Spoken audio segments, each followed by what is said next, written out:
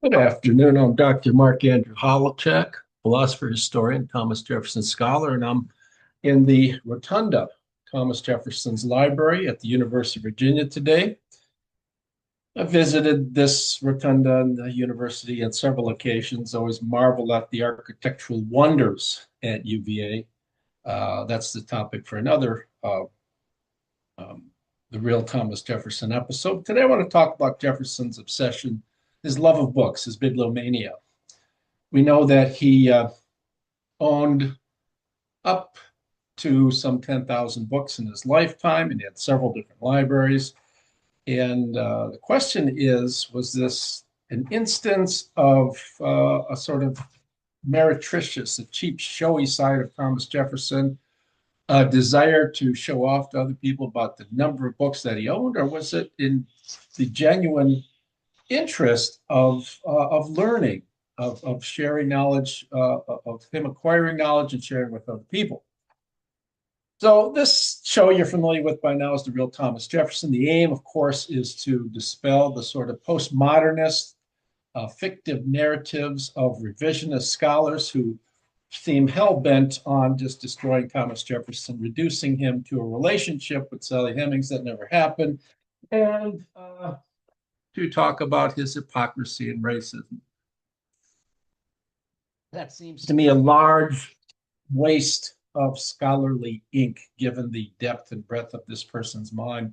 The longer I do Thomas Jefferson, the more I'm blown away, the more I'm ensorcelled by his large and deep mind. I call a cavernous mind, and the number of things that he studied, and that he studied not in a dilettantish manner.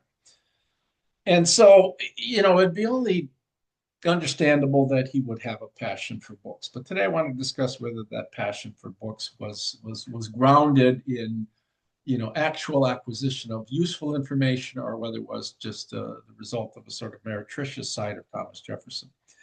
Jefferson, well known for this quote in a letter to June 10, 1815, to John Adams. He says, "I cannot live without books."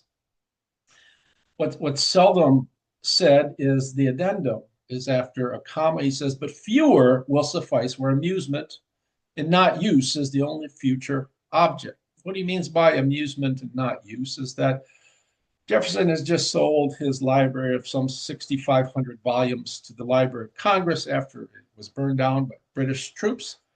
And it was a way for him to make some money on the books, but also donate a cherished collection of useful books to his country. And I'll say more about that in a bit. But the notion here is not use, but amusement. He's talking about a library now for a retired gentleman who really, the great deeds for the most part of his life are behind him. Of course, that's not true, because he's kind of in the process of building the University of Virginia in the latter years of his life.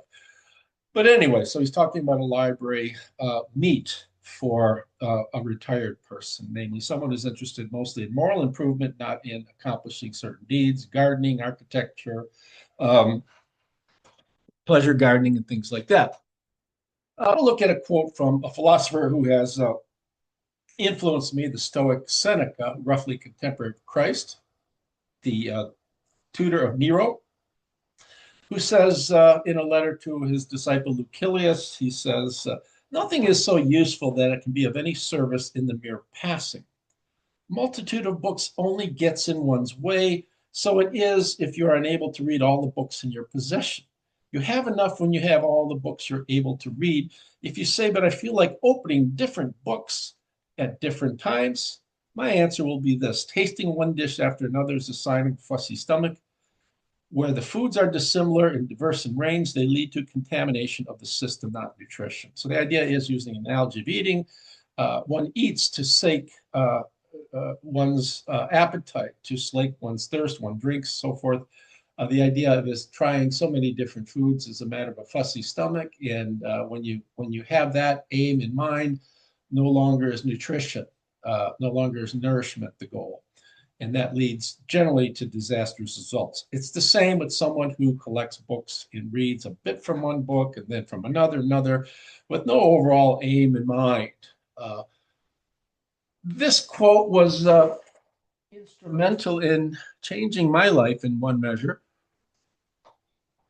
I had a library of some several thousand books myself, not as large as Jefferson's. And whenever I moved, it was an onerous chore to pack, carry all the books. Being an old power lifter, it wasn't too bad for me, but still, it's not a lot of fun. And at some point, I reflected upon what Seneca wrote, and I thought, how many of these books am I really going to read again? Some of them I've read before, a few of them I haven't read. And at some point, I realized that, most of the books in my library were unneeded. I'm not going to use them again. I have no a future prospect of using some of the books. So I got rid of probably about 90% of the books in my massive collection of books on Freud, for example, and a lot of my novels and so forth. And it was a bit of a relief because I don't need all the books. And Seneca was right. Now, Jefferson, as I said, owned some 10,000 books. Did he have a fussy stomach, as Seneca said? Or was it a matter of him being able to put to use 10,000 books? Now, we know early on, prior to the fire at Shadwell, his residence as a boy was burned down on February 1, 1770. He had a possession some 40 books, which were inherited from his father on the passing of his father. And those books were, I think he said famously, when the fire occurred, his violin was salvaged. And Jefferson said to a slave or something to the effect that, I wish it were not my books that were burned, but the violin. But anyways, after the British burned down the Library of Congress, Jefferson donates his library of some 6,500 books to the Library of Congress, and he gets some recompense for the books, but certainly not in keeping with their value. He says this was an act of a public-spirited citizen unable to make an outright gift and yet unwilling to make any profit on the public treasury. So if we take him at his word here, he wants to donate the books, but he's massively in debt. And he cannot do so, so he agrees to get some compensation for the books, but not according to their true value. And we know today that those books made the backbone of the Library of Congress today. So Jefferson always stated that his interest in books was practical, right? And the idea being is that he was wedded to useful knowledge, utility when it came to the acquisition of knowledge. That explains his turning away from poetry, to which he was really attracted as a youth. He found out that he didn't have the stomach for it, though, because the poetry was really a matter of playing with words and so forth and expressing beautiful sentiments or sentiments that spoke to the heart. But it was not clear just what use to which poetry could be put. So Jefferson really was addicted to useful knowledge. We see that in his notes on the state of Virginia, the only book that he wrote. A lot of scholars have accused him of acquiring so many books, more books than he can use, and spending gobs of money on books and buying the most expensive editions. And Jefferson straightforwardly addressed that in one quote. He says to a London agent whom he asked to get him some books, he says, "Sensible that I labor grievously under the malady of bibliomany, love of books, I submit to the rule that buying only at reasonable prices as to a regimen necessary to that disease." So he agrees here that his love of books is a sort of disease, but I think he would acknowledge it's a good disease to have, love of knowledge, interest in acquiring useful information. So if you're going to have a disease of that sort, it makes sense to try to buy the most important books at the best prices. All right. His slave Isaac Jefferson talked about his master's use of books. He says, "Old master had abundance of books, sometimes would have 20 of them down on the floor at once, read first one, then t'other. Isaac has often wondered how old master came to have such a mighty head, read so many of them books, And when they go to him to ask him anything, he'd go right straight to the book and tell you all about it. So you get what Jefferson did at times is his library, many of the letters that he wrote were, uh, I don't want to say like encyclopedia entries, but they were like papers. Someone would ask him a question on something, some aspect of farming, and he'd have to go to his, and oftentimes these are people with whom he was only, with whom he was not even acquainted, I should say.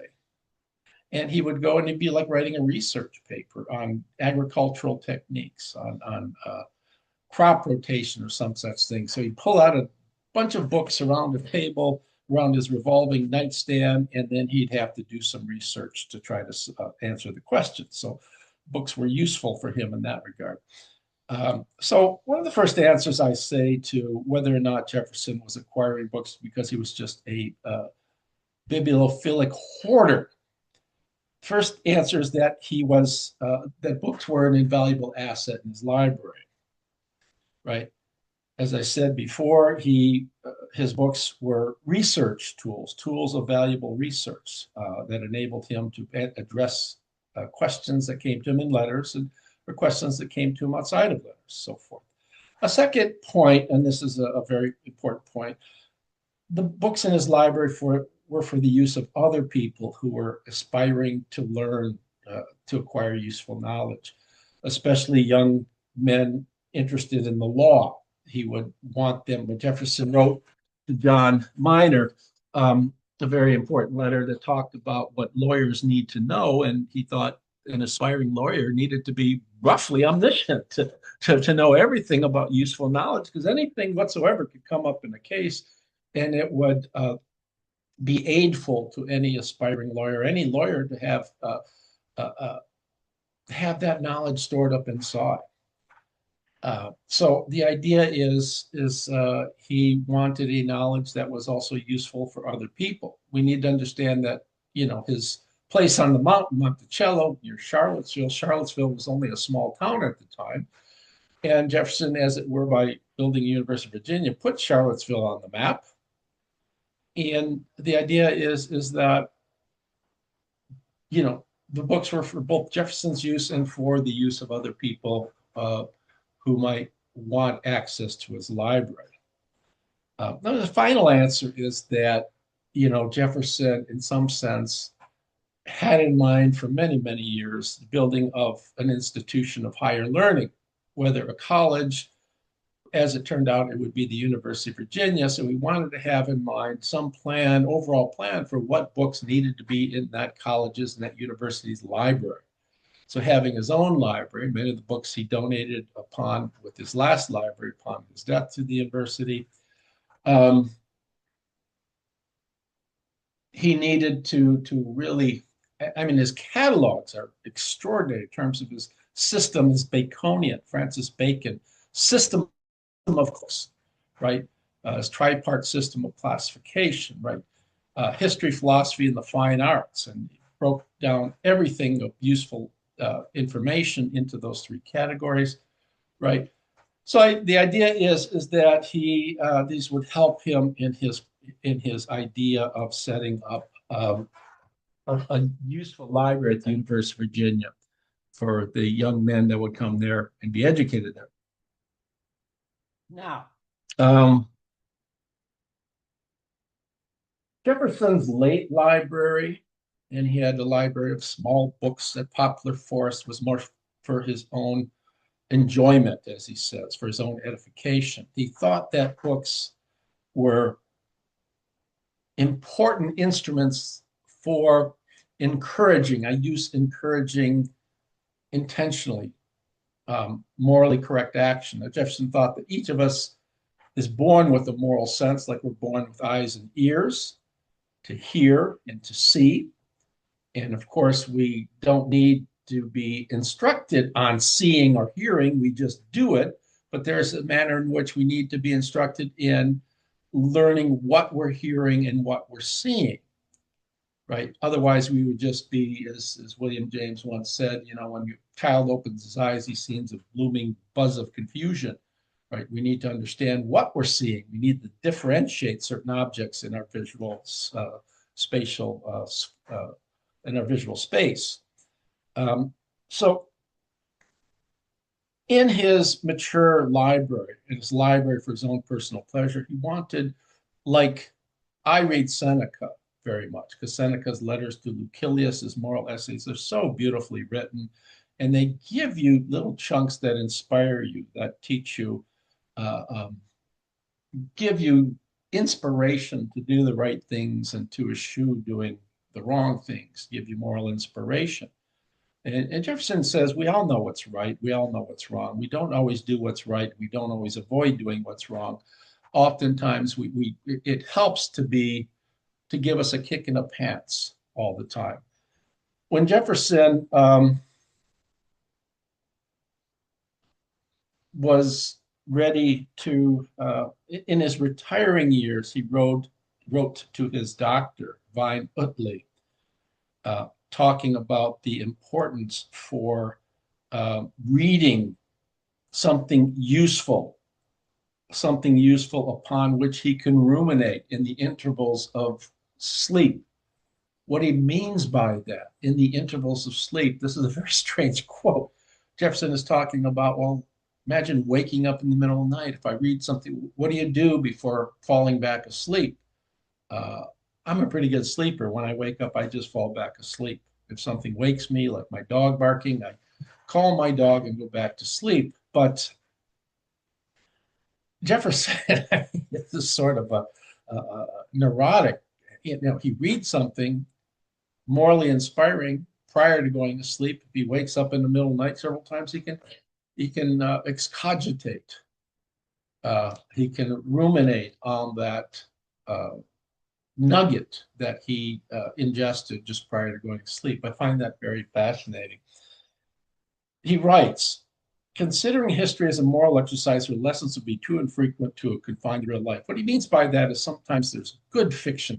Fiction is an important part of one's moral edification, moral encouragement. There's certain things like Don Quixote by Miguel Cervantes, which is a morally beautiful book, learning what the right things are to do by learning what Don Quixote, by seeing that Don Quixote is doing all the time the wrong things, even though his heart is true, and so forth.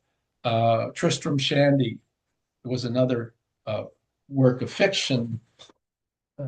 Jefferson was very much attracted, right? And so fiction was important for moral encouragement and so forth. The right sort of history as well. He says history, in the one quote, does not, it offers us too few instances of inspiration, of moral inspiration, because good history obviously is just writing down narratives containing a lot of facts and so forth. And not all these facts are morality inspiring and so forth. So he talks about the beautiful prose of the Roman historian Tacitus, Middleton's life of Cicero, and so forth. Those are worth reading and reading again. Here's a point of Seneca. We don't want to taste one dish after another because we have a fussy stomach, or read one book after another. We need to learn to, it's no crime to read the same book many times over if that book helps us. A lot of people read some of the nuggets from the New Testament, as Jefferson often did, for moral inspiration and so forth. And that was important. As I said, I find a lot of moral inspiration in Seneca's writings. I also find a lot of moral inspiration in Cicero's writings. And Jefferson was very much a Ciceronian maven. He enjoyed very much reading many of the moral essays of Cicero and so forth. So I'll close with some discussion of freedom of the press for Thomas Jefferson. Jefferson was well aware, we know from the political contamination of the presses in his day, republicanized presses and federalized presses, that presses could often do a lot of damage. But he ultimately agreed and settled on the notion that the worst damage is by banning certain types of stuff, by censorship. He believed in freedom of religion, freedom of the press, and so forth. He thought a lot of damage could be done through censoring people's opinions, right? He mentions a certain book by Monsieur de Bécourt titled Sur la création du monde, un système d'organisation primitive, on the creation of the monde, of the world, a system of primitive organization. Now, a lot of people have said that there's a lot of falsities. There are a lot of falsities in this book. It should be banned. It's the wrong sort of book, and it has been banned in certain circles. Jefferson ends by saying, if Becourt's book is filled with falsities, then that is a matter for refutation, not censorship. All in all, Becourt should have his say. So too should they who would censor him. He ends with that. So, in closing, I note that Jefferson's library, he owned a library filled with books, all beyond his capacity to use them, but he was interested in possibilities of use, especially when he was younger. And when he got of a sufficient age, at the age of the presidency, he sold his library to the United States government. He realized many of these books that he deemed were useful are not that they're no longer useful, but that he did not need them for use, right? And he was going to settle down in retirement to the life of sort of quasi leisure. Jefferson could never settle down. He undertook construction of the University of Virginia, is all well known, so he never could settle down. But so he had to keep books on hand with respect to architecture and things like that, and construction, obviously, and gardening and so forth. But his library, I don't think it was designed wastefully.